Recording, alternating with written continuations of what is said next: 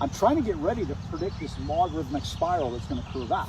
So so to be there, yes, and then to create a path for it. Now that's the model of your swing. Then like up until I guess from here, it can be somewhat controlled, right? Well, I mean, you're kind of waiting for it. So like you're flinging it back.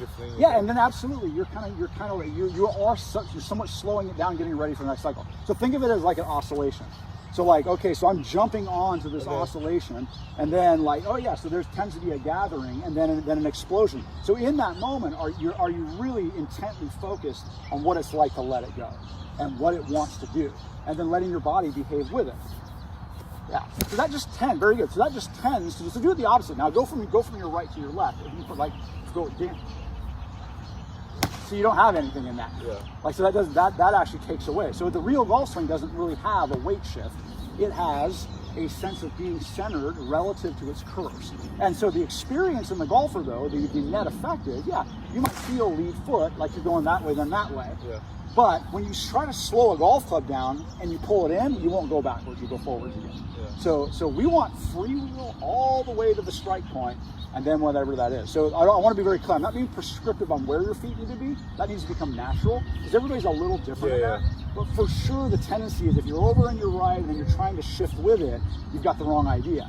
If you're really curving outwards to the ball, that's exactly right. You clear a path, and you got to get sense of it now. You see how much faster the pro went? That's because you were going, or you were anticipating what it wants to do. Very good. And so that's why golfers look more like this when they hit, especially when they have elite swings. Yeah, I see. Because the body is curved out of the way. But then as soon as you pull it back in, so you pop back up on your back foot came up. So now you have an understanding of that's what a golf swing is. Good. There you go. We're not on command controlling. That's not what we want to do. Okay. So a good golfer. So take a practice swing, let it fly. Like what does it feel like with the golf club to make that kind of transition? And yeah, very good. So that club just feels out of control of you. But you're feeling it rip past you, and so you have to get ready. There you go, and be ready for it. Now hit balls like that. Yeah. Excellent. And then whatever happens, happens. But yeah, I want to get my nervous system ready for that kind of energy, so it gets used to it, so you can have some fun sending the ball out there. Pounded. Even though it was crooked, it had energy, right? Yeah. We'll try again. Like this is like be a 5-year-old and have fun hitting it far. Exactly, yeah.